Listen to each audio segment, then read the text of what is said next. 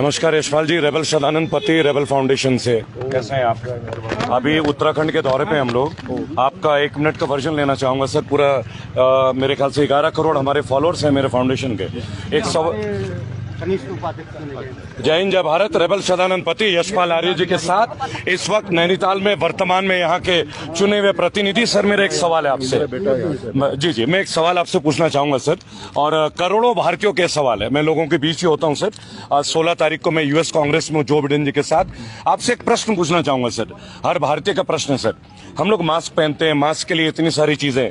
कृषि बिल का भी आप लोग शायद समर्थन करते होंगे सर आप लोग, है ना सर? मेरा संगठन कुछ विचारों को लेकर आता है हमेशा।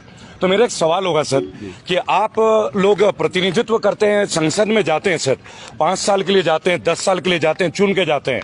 आप लोग के लिए जीवन भर के लिए पेंशन का होता है, लेकिन ये जो मेरे पीछे स्थानीय प्राधिकारी हैं जो कि सरकार के चुने हुए हैं सर, इनकी पेंशन क्यों नहीं होती? इनके लिए कोई आवाजें क्यों नहीं उठती? आप लोग 5 साल चुन के एमएलए एमपी बन के जाते हैं, इन लोगों को पेंशन क्यों नहीं मिलती सर? ये बात पार्लियामेंट में क्यों नहीं उठाई जाती? मेरे साथ सरकार के जो पीछे लोग हैं, जो सिलेक्टेड लोग हैं, उनकी पेंशन क्यों नहीं मिलती है सर? 5 साल में देशभक्ति का ऐसा क्या नजारा इंडियन पॉलिटिकल सिस्टम में कि हमारे एमएलए एमपीज को बेनिफिट मिलती है? मेरे देश के करोड़ों फौजी, सीआईएसएफ, सीआरपीएफ, इंडियन आर्मी और मेरे पुलिस के वो लाखों लोग जो कोरोना का, नहीं ये मेरा आवाज है सर, मैं बोलता है ऐसा, मैं रेबल हूं सर जी। तो आपको क्या लगता है सर, आप लोग प्रतिनिधित्व करते हैं जनता का, क्या आप लोगों को इनके लिए पार्लियामेंट में आवाज नहीं उठानी चाहिए? निश्चित रूप से आपका कहनाबाजी। मैं आपके एक वर्जन बस जानना चाहूंगा। आपका जो कथन है, जो आपने कहा है, निश्चित रूप से जी सारगर्भित है, आवाज आनी चाहिए जी। क्योंकि देखिए सर, कोरोना के विस्मय परिस्थिति में हमारे जो मौलिक अधिकार हैं जी, उसके अंतर्गत जो भी व्यवस्थाएं हैं, थोड़ा सा और जोर से बोलेंगे सर। जो भी हमारे मौलिक अधिकार हैं उनके अंतर्गत जो भी व्यवस्थाएं हैं जी, उनका अनुपालन सुनिश्चित होना चाहिए जी। क्योंकि देखिए, उनका परिवार भी, किसी फौजी का, व्यक्ति का परिवार का अगर कोई परिवार चला जाता है सर, उनको इस पेंशन के ऊपर सर 2 मिनट देंगे सर, जस्ट 2 मिनट जी। तो आप ये चाहते हैं कि सर आपके हिसाब से होना चाहिए पेंशन? जी जरूर जरूर आप जी। जय हिंद जय भारत। रेबल सदानंद पति, रेबल फाउंडेशन के 11 करोड़ से ज्यादा लोग आज इस बात को हर जगह आवाज उठाते हैं कि एमएलए एमपी 5 साल में चुन के, और जब ये मंत्री मत इनको 3-3 पेंशन मिलती है, मेरे देश के फौजियों को क्यों नहीं मिलता? सीआईएसएफ के, सीआरपीएफ के लोगों को क्यों नहीं मिलता?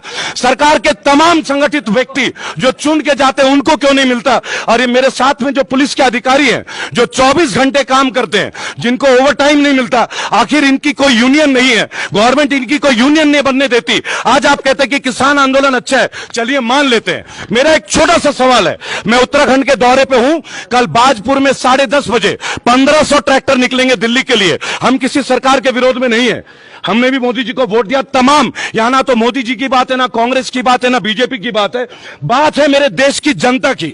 मेरे साथ जो सरकारी महकमे के लोग पीछे खड़े होंगे, आखिर इन्हें पेंशन क्यों नहीं मिलता? पार्लियामेंट में इनके लिए आवाज क्यों नहीं उठती? पार्लियामेंट में मजदूरों के हक के लिए आवाज क्यों नहीं उठती? जब ये कहा जाता है कि जीएसटी में 5 शव यात्रा में लोग जाते हैं और वो लेंटर गिरता है, 25 लोग जो है अकाल मृत्यु के शिकार होते हैं, फिर उनके घर वालों को 2 लाख का मुआवजा क्यों देता है? क्या ये गलत नहीं है? क्या ये गलत नहीं है? क्या ये गलत नहीं है मेरे दोस्तों? हमारे ही देश में जहां लाखों करोड़ का जीएसटी का मिलता है और हमारे जनजीवन में एक व्यक्ति को 2 लाख का मुआवजा, मैं इसी तरह निरंतर दोस्तों अमेरिका जाने से पहले निरंतर हर एमएलए एमपी से यह सवाल पूछता रहूंगा। और बहुत ही शीघ्र हम लोग अपने स्थानीय विधायक के घर भी जाएंगे और उनसे ये पूछेंगे कि अगर आप किसी बिल का समर्थन करते हैं और आप लोग चुने हुए जनप्रतिनिधि हैं, आपको ए टिकट की सुविधा मिलती है, आपको फर्स्ट क्लास की सुविधा मिलती है, तो मेरे देश के फौजी, मेरे देश के पुलिस वाले, सीआईएसएफ, सीआरपीएफ, इन लोगों को पेंशन क्यों नहीं मिलता? इनकी आवाजें क्यों नहीं उठती? गलत है क्या? लोग बोलने के लिए आवाज आगे नहीं आते, कारण क्या है? कोई बोलेगा तो कुछ होगा। मैं रेबल हूं ना, तो इस चीज से पीछे हटूंगा। पुलिस के लिए भी आवाज उठाता हूं, फोर्स के लिए भी आवाज उठाता हूं, आम जनता के लिए भी उठाता हूं। अगर हम लोग एक सोशल मीडिया में है तो हमारा काम कोई गंदे न्यूज को देना नहीं है, सच्चाई तक आपको पहुंचाना हमारी जिम्मेदारी भी है। पत्रकारिता का एक स्तंभ है। हम अर्नब की तरह पूछता है भारत नहीं करते। भारत क्या है? हम भारतीयों से है। आज नेताजी ने एक बात बोला, यशपाल जी ने बोला कि मुझे आपके विचार अच्छे लगे, और वो कहते पर ये सदन में कब उठेगा? इन लोगों की तनख्वाह बढ़ गई, सदन ने एक मत में बहुमत दे दिया। ऐसा क्या कार्य करते हैं हमारे देश के चुने हुए नेता? उनकी सैलरी, उनके रिटायरमेंट तक, उनके रिटायरमेंट के बाद जब वो नेता नहीं रहते, तत्पश्चात उनको इतनी सुविधाएं। और मेरे देश का पुलिस, मेरे देश का फौजी, मेरे देश का सीआईएसएफ, सीआरपीएफ, ये जितने लोग हैं पैरामिलिट्री फोर्सेस, ये कौन सा देशभक्ति में कमी करते हैं जो इनके परिवारों को सुविधा नहीं मिलती है? जय हिंद, जय भारत। ये सवाल हम पूछते रहेंगे। कल बाजपुर सुबह 10:30 बजे उत्तराखंड किसान यूनियन के ज्यादातर लोग हमारे फाउंडेशन के साथ होंगे। 17 मीडिया की टीम हमारी सारी चीजों को कवर कर रही है, आप लोगों के लिए 24 घंटे तत्पर। जय हिंद, जय भारत।